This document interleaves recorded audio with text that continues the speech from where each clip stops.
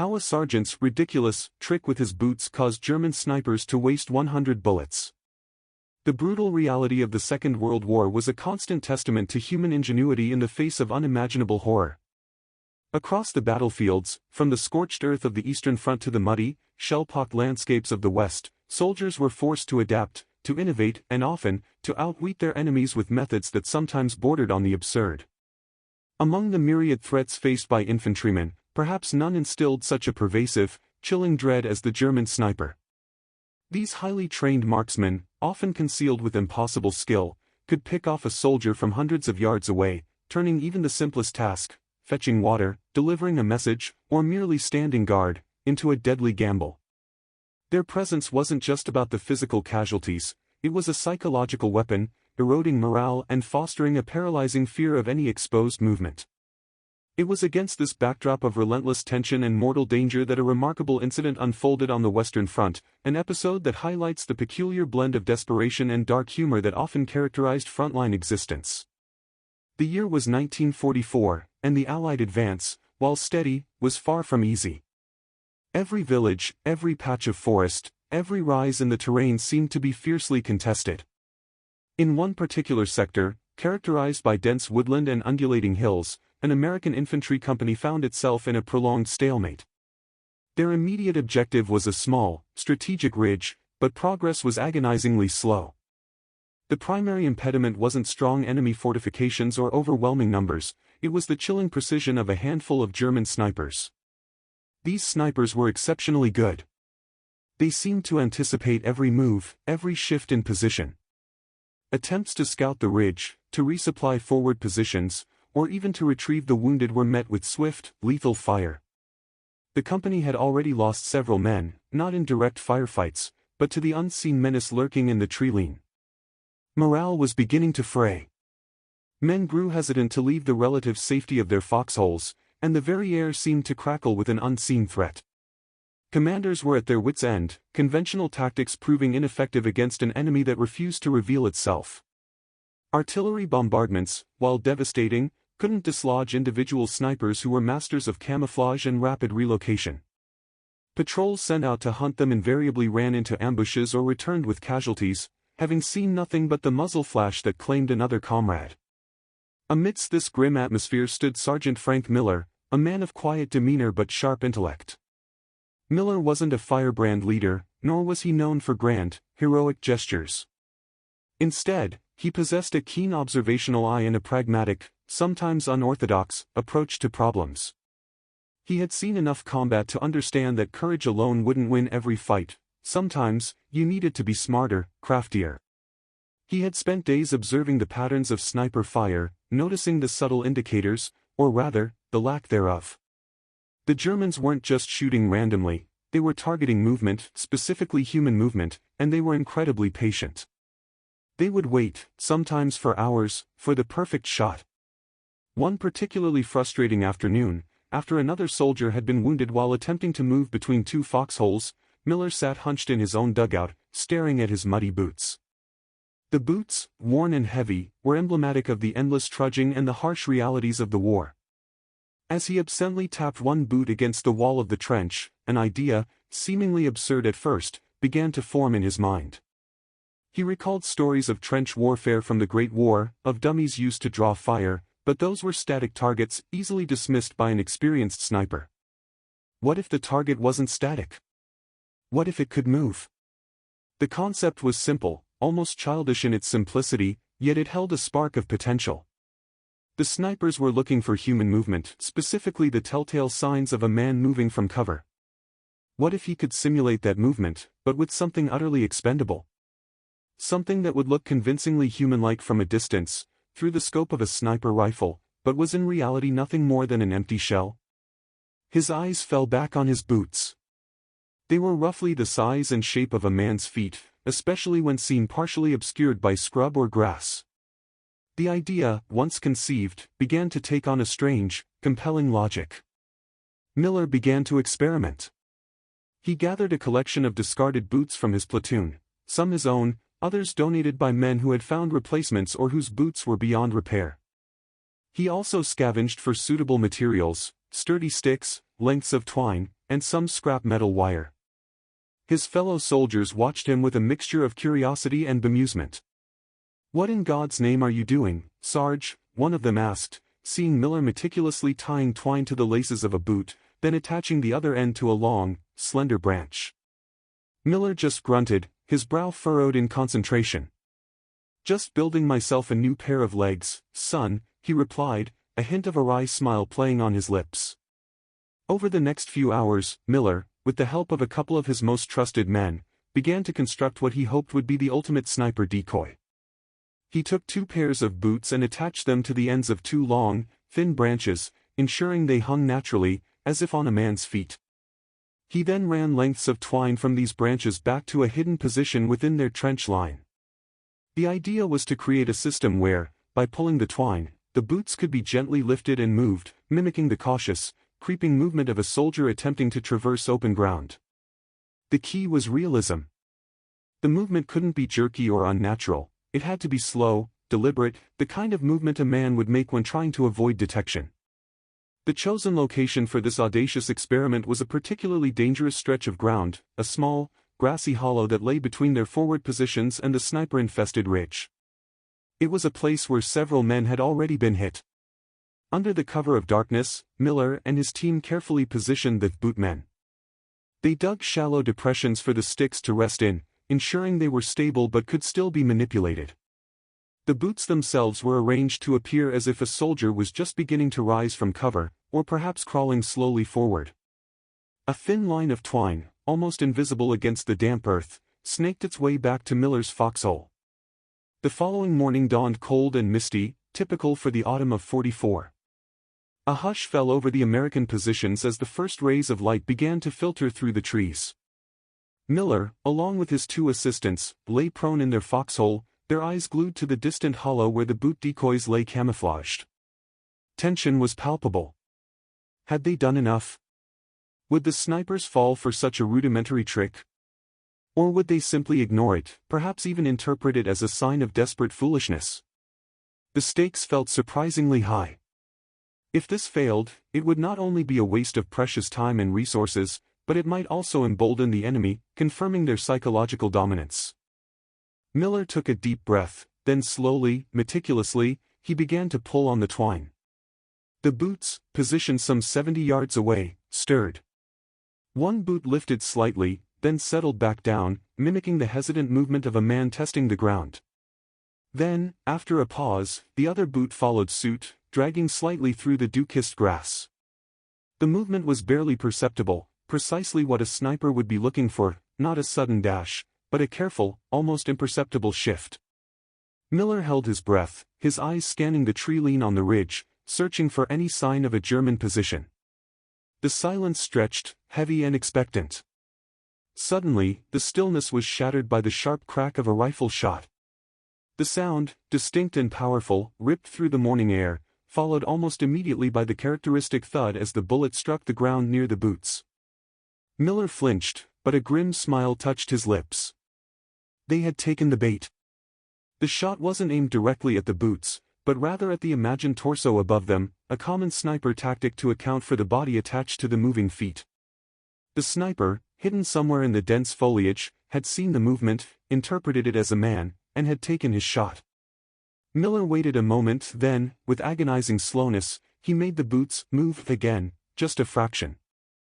Another shot rang out, closer this time, kicking up a spray of dirt directly behind one of the boots. This confirmed it, the snipers were not only present, but they were actively engaging what they perceived to be an enemy soldier. The ridiculous trick was working. What followed was a bizarre, almost surreal duel between Sergeant Miller's ingenuity and the deadly precision of the German marksman.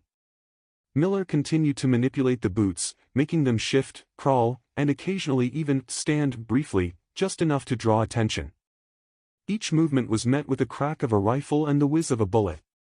The German snipers, clearly frustrated by their inability to land a killing blow, began to increase the frequency of their fire. They were convinced that a persistent American soldier was trying to infiltrate their lines, perhaps a scout or a forward observer. They couldn't let him pass. Bullet after bullet tore into the ground around the boots, some even piercing the leather, leaving ragged holes. The sound of their shots echoed through the valley, a clear indicator of their positions and their growing agitation.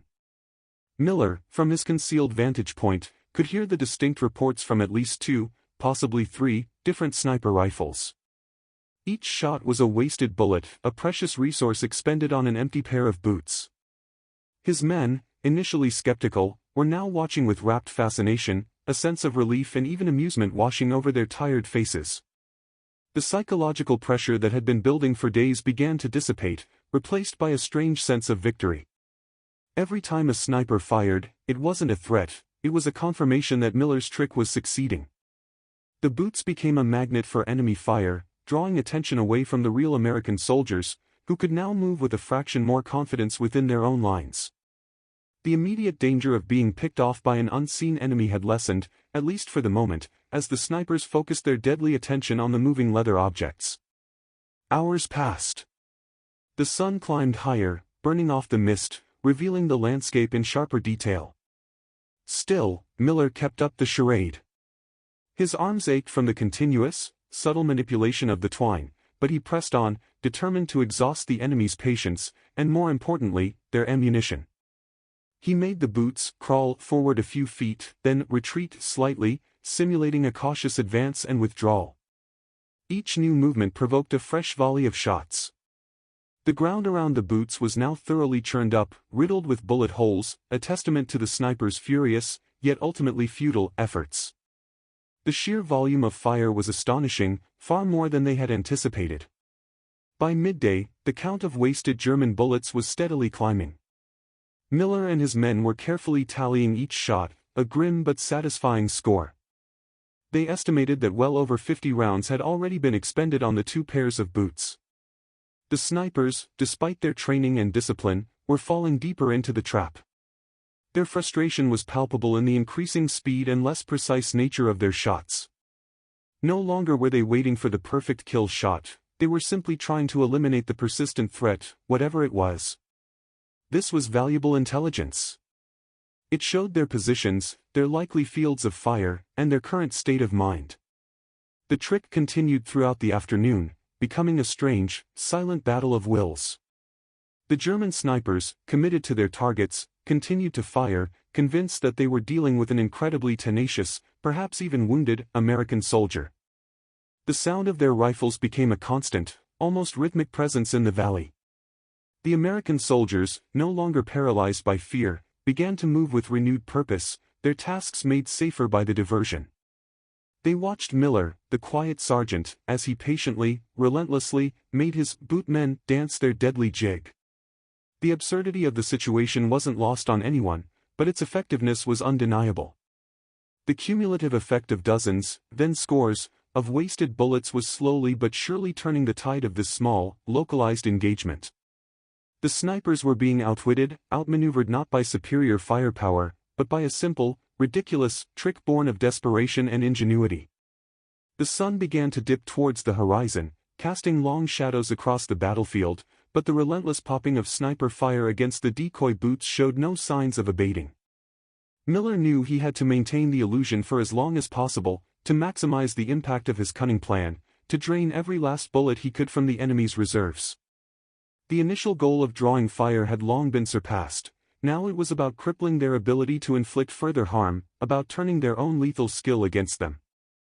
The sun finally dipped below the horizon, painting the western sky in hues of bruised purple and angry orange.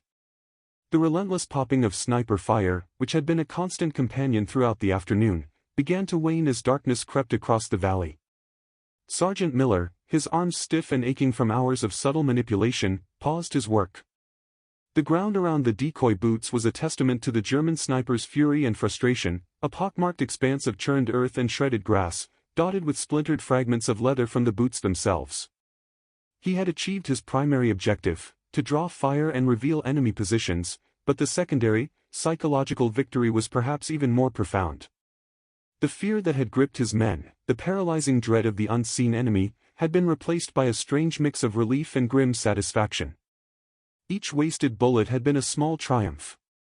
Now, as twilight deepened, the nature of the conflict began to shift. Snipers, while highly effective in daylight, were less of a threat in the low visibility of night, though not entirely impotent. The Germans, however, had invested heavily in this particular engagement, expending dozens of rounds on what they believed to be a tenacious American scout. Their pride, as much as their tactical positioning, was on the line. Miller knew they wouldn't simply abandon the area. The silence that now descended upon the hollow was almost more unnerving than the earlier barrage of gunfire. It was the silence of anticipation, of a predator reassessing its prey. Miller cautiously pulled the twine one last time, making the boots retreat a few inches, as if the wounded soldier was finally giving up and crawling back to safety. No shots followed. The German snipers were either withdrawing, exhausted, or, more likely, preparing a new move. He made a mental note of the approximate locations from which the shots had come, triangulating them as best he could by comparing notes with his two assistants, Private Johnson and Corporal Davies. Their maps, rudimentary as they were, now bore faint pencil marks indicating potential sniper nests. This intelligence, hard-won and costly in terms of expended German ammunition, was invaluable. Back in the relative safety of their foxhole, Miller reviewed the situation with his men. "They won't just let it go," he stated, his voice a low rumble in the gathering gloom. "They've sunk too many bullets into those boots. They'll want to confirm the kill, or at least see what they were shooting at." Johnson, a young man from Kansas, nodded grimly. "Think they'll send a patrol, Sarge?" Miller considered this. "It's a possibility. They're good, but they're also human. Frustration can lead to mistakes. Or, they might just shift positions and wait for dawn." The decision was made to maintain a heightened state of alert throughout the night. The information gleaned from the sniper fire was immediately relayed back to company command. Captain Henderson, a pragmatic officer who had initially viewed Miller's boot trick with a healthy dose of skepticism, was now genuinely impressed. The sheer volume of fire indicated a significant sniper presence, and the fact that Miller had managed to draw it out without a single American casualty was a testament to his unorthodox brilliance. Henderson ordered a mortar team to pre-register coordinates on the most likely sniper positions for a possible dawn bombardment, should the Germans remain in place. He also dispatched a small, experienced reconnaissance patrol, not to engage, but to observe any enemy movement near the ridge under the cover of darkness. As the night wore on, punctuated only by the distant rumble of artillery from another sector and the occasional burst of machine gun fire, Miller found himself restless. The exhaustion from the day's mental and physical strain was profound, but his mind refused to quiet. He kept replaying the day's events, wondering if he could have done more, if he had missed any crucial detail. The snipers, for all their frustration, were still a deadly threat.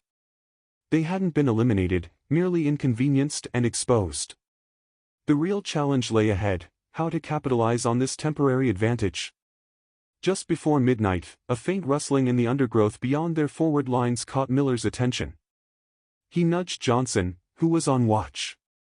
Both men strained their eyes against the oppressive darkness. It was too subtle for a deer, too deliberate for a squirrel. Slowly, cautiously, two figures began to emerge from the tree-line, moving with the practiced stealth of seasoned soldiers. German. They were creeping towards the hollow where the boots lay, clearly intent on investigating the fallen American. This was the moment Miller had anticipated. He silently signaled to his small squad, who were dug in nearby. No shots were to be fired unless absolutely necessary. The goal wasn't to engage in a firefight, which would reveal their own positions, but to observe and gather more intelligence. The two German soldiers, shadows against the slightly less dark ground, reached the hollow. Miller watched as one of them cautiously prodded the boots with the barrel of his rifle. A moment of silence, then a low, guttural curse from the German. They had discovered the ruse. The ensuing reaction was a mix of anger and bewilderment. The Germans began to inspect the area, their movements more agitated, less cautious. They were clearly furious at having been outwitted by such a simple, almost insulting, trick. Miller heard snippets of their conversation, harsh German words carried on the crisp night air, full of frustration and indignation. They spent several tense minutes examining the pockmarked ground, the bullet-riddled boots, and the ingenious twine mechanism. Their presence confirmed not only their continued occupation of the ridge but also their psychological state. They were rattled. The German patrol, having confirmed the elaborate deception, eventually retreated back into the tree line, their mission of investigation complete, but their morale undoubtedly bruised. Miller allowed himself a small, private smile. The trick had not only wasted their bullets but had also sown seeds of doubt and frustration. They would now be wary, questioning every movement, every potential target. This psychological edge, though intangible, could be just as valuable as any tactical advantage. As the first hint of pre-dawn light began to soften the eastern sky, Captain Henderson's orders came through. A coordinated assault on the ridge was planned for first light. The mortar team, having pre-registered their targets, would lay down a barrage on the known sniper nests, followed by a concentrated infantry push. The intelligence provided by Miller's boot trick had been instrumental in shaping this plan. The snipers, stripped of their anonymity and their psychological advantage, were now vulnerable. Miller, despite his exhaustion, felt a surge of adrenaline. This was it. The long hours of patient deception would now translate into direct action. His men, no longer cowering in fear, were ready. The transformation in their demeanor was remarkable. The ridiculous trick had not only saved lives and exposed the enemy but had also restored a crucial element of morale and confidence. They had outsmarted the Germans, and that knowledge fueled their resolve. As the sky brightened, the roar of the American mortars shattered the pre-dawn quiet. Explosions ripped through the tree line on the ridge, precisely targeting the areas where the sniper fire had originated. Trees splintered, earth erupted, and the air filled with the acrid smell of cordite. It was a brutal, overwhelming response, designed to dislodge and neutralize the entrenched German marksmen who had terrorized the company for days. Miller watched, a grim satisfaction settling over him. The boots, now utterly destroyed by both German and American fire, had played their part. They had been a catalyst, a silent provocateur that had forced the enemy to reveal itself, setting the stage for this decisive assault. The infantry companies moved out, advancing cautiously but with purpose, their rifles at the ready. The initial resistance was lighter than anticipated. The mortar barrage had been effective, scattering or eliminating many of the snipers. Some sporadic machine gun fire erupted from deeper within the German lines, but the precision threat from the snipers had been significantly reduced. The ridge, once an impenetrable wall of hidden death, now seemed within reach. Miller joined his platoon as they pushed forward, moving from cover to cover. The psychological effect of the sniper threat had been so profound that even with the barrage, every soldier remained acutely aware of the danger. Yet, there was a new determination in their steps, a shared sense of purpose fueled by the knowledge that they had turned the tables. They were no longer victims of an unseen menace, they were the hunters. As they approached the crest of the ridge, they found evidence of the snipers' hasty retreat or destruction. Empty shell casings, discarded rations, and the remnants of camouflage netting lay scattered among the blasted trees. One particular position, a well-concealed sniper's nest, had taken a direct hit from a mortar round, leaving behind a crater and fragments of equipment. It was a stark reminder of the brutal effectiveness of combined arms tactics, and how Miller's intelligence had made it possible. The ridge was taken, but not without further skirmishes. Pockets of German resistance remained, and fierce close-quarters fighting ensued. However, the initial, paralyzing threat of the snipers had been neutralized, allowing the main American force to advance with far greater confidence and momentum. The cost had been high, as it always was in war, but the objective had been achieved, and the company had been spared further casualties from the previously dominant German marksmen. Miller, wiping sweat and grime from his brow, surveyed the newly captured ground. The valley below, where his bootmen had danced their deadly jig, was now quiet. The trick, born of a desperate need to counter an insidious threat, had worked beyond his initial expectations. It had not only saved lives but had also provided the crucial intelligence needed to break the stalemate. The ridiculous idea, hatched in a moment of frustration, had proven to be a shrewd and effective tactical maneuver. The German snipers, masters of their craft, had been outwitted by a pair of empty boots and a few lengths of twine, a testament to the unpredictable nature of war and the boundless ingenuity of soldiers fighting for survival. The experience, however, also left a lingering sense of the grim absurdity of it all. To risk so much, to fight so hard, over such a simple deception, underscored the brutal, often illogical, reality of the Western Front. The ridge was secured, but the war, with its endless array of new challenges and old horrors, stretched on. The company would consolidate their position, prepare for the inevitable counterattacks, and continue their slow, arduous push eastward, knowing that every inch of ground would be fiercely contested, and every new day would bring its own unique set of deadly problems. Miller knew his next challenge would be just around the corner, waiting to test his resolve and his ingenuity once more. The boots were gone, but the lesson they taught about observation, deception, and the psychological warfare inherent in every skirmish, would stay with him. The American advance continued, pushing through the remaining pockets of German resistance on the ridge. The fierce close-quarters fighting, though brutal, lacked the paralyzing dread that had accompanied the days of sniper dominance. The enemy, disoriented by the mortar barrage and demoralized by the prior deception, fought with less cohesion. Miller's platoon, along with others from the company, moved systematically, clearing bunkers and foxholes, taking prisoners where possible, and engaging those who chose to fight to the last man. The air was thick with the smell of gunpowder, disturbed earth, and the metallic tang of blood. The sounds of combat were raw and immediate: rifle fire, the shouts of men, the thud of grenades. This was the grim, visceral reality of infantry warfare, a stark contrast to the silent, psychological duel of the previous day, yet undeniably connected to it. By mid-morning, the ridge was fully secured. The last pockets of resistance had been neutralized, their defenders either captured, wounded, or killed. Exhausted but triumphant, the American soldiers began the arduous task of consolidating their position. They dug deeper foxholes, established new observation posts, and set up machine gun nests to defend against the inevitable German counterattack. The grim tally of casualties was made, remarkably light on the American side considering the strategic importance and the previous tenacity of the German defense. Several American soldiers had sustained wounds during the final push, but no new fatalities had been reported since the previous day. This fact, more than any other, underscored the profound impact of Miller's ridiculous trick. It had not only exposed the enemy but had also saved lives, turning a potential slaughter into a hard-won victory. Captain Henderson, his face smudged with dirt and weariness, found Miller overseeing the placement of a new machine gun team. He approached the sergeant, a rare smile breaking through his usual stern demeanor. "Sergeant Miller," Henderson began, his voice low but firm, "what you did yesterday, it was unorthodox, highly irregular, and frankly, brilliant." Miller simply nodded, his eyes still scanning the distant tree line, ever vigilant. "We've taken the ridge, Frank. And we did it with far fewer casualties than I ever anticipated. That intelligence you provided, drawing out those snipers, making them reveal their positions and waste their ammunition, it was instrumental. It broke their morale, and it gave us the edge we needed." Henderson paused, then clapped a hand on Miller's shoulder. "I'll be recommending you for a commendation.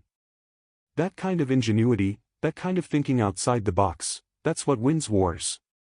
Miller felt a flicker of quiet satisfaction, but it was quickly overshadowed by the weight of the day's grim work. Recognition was welcome, but it wasn't why he did what he did. He did it to keep his men alive, to inch forward in this grinding, brutal conflict. He glanced at Private Johnson and Corporal Davies, his two assistants from the previous day, who were now diligently digging a new trench.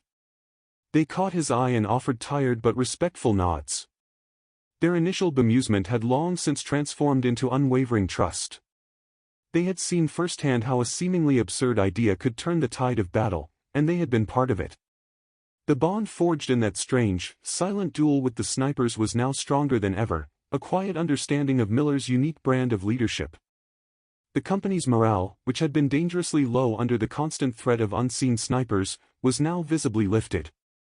The fear, though never entirely absent from the battlefield, had been replaced by a renewed sense of purpose and a palpable pride.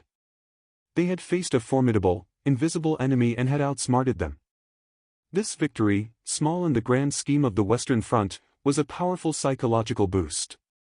Soldiers moved with a little more spring in their step, their conversations less hushed, their jokes a little sharper. They had gained not just ground, but confidence. The ridge, once a symbol of their torment, was now a testament to their resilience and cunning. The anecdote of Sergeant Miller's boot trick quickly spread through the company, becoming a legend in its own right, a story told in hushed tones around campfires and in the relative safety of dugouts, a symbol of hope and ingenuity amidst the endless destruction. As the afternoon wore on, the captured ridge became a hive of activity. Engineers arrived to clear mines and lay wire, medics tended to the wounded, and supply lines were extended. The German counterattack, when it came in the late afternoon, was sharp but disorganized. It was repelled with heavy losses for the enemy, confirming that their hold on the area had indeed been broken. The intelligence gathered from Miller's trick, including the specific locations of sniper nests and likely avenues of approach, proved invaluable in anticipating and countering the enemy's moves. The company held its ground, solidifying its gains, preparing for the next push. Miller, after ensuring his platoon's positions were secure, found a moment to himself, sitting on a hastily constructed parapet, looking out over the valley. The battlefield, now quiet save for the distant rumble of artillery, seemed to hold its breath. The 2 pairs of boots, the catalysts for this small but significant victory, were gone, shredded beyond recognition by the barrage of bullets and mortar fire. Their physical presence was erased, but their legacy remained. They represented an embodiment of the desperate ingenuity born from the crucible of war, a testament to the fact that sometimes, the most sophisticated threats could be countered by the simplest, most unexpected means. He thought about the German snipers, masters of their deadly craft, outwitted by a few lengths of twine and some worn leather.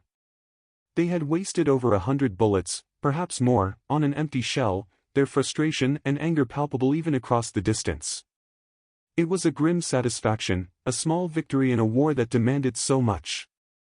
The experience had reinforced Miller's conviction that survival in this conflict wasn't just about courage or brute force, it was about observation, adaptation, and the willingness to think differently, to challenge conventional wisdom. Every problem, no matter how daunting, had a potential solution, often hidden in plain sight, waiting for a keen eye and an open mind. The Western Front was a meat grinder, a relentless struggle for inches, each inch paid for in blood and sacrifice. This ridge was just one small piece of a vast, brutal puzzle. Tomorrow, or the day after, they would move again, pushing further east, encountering new obstacles, new forms of resistance, new snipers. The war was far from over, and the challenges would be endless. But Miller and his men had faced a seemingly insurmountable threat and had overcome it, not with overwhelming force, but with cunning and a touch of the absurd. They had learned that even in the face of unimaginable horror, human ingenuity could find a way, could create a moment of advantage, could save lives. Sergeant Frank Miller stood up, stretching his tired muscles. The sun was beginning its descent, painting the sky in hues of orange and purple, a beautiful, deceptive backdrop to the ravaged landscape. He knew his next challenge was indeed just around the corner, waiting. But he also knew that he would face it, as he had faced this one, with a sharp mind, a pragmatic spirit, and perhaps, another ridiculous trick up his sleeve. The war would continue to demand everything from them, but they would continue to fight, to adapt, to innovate, and to survive, one hard-won inch, one cunning deception, one day at a time. The boots were gone, but the lesson they taught, about the power of an unconventional mind in the face of overwhelming odds, would remain etched in the annals of the company's memory, a quiet legend of survival on the brutal fields of 1944.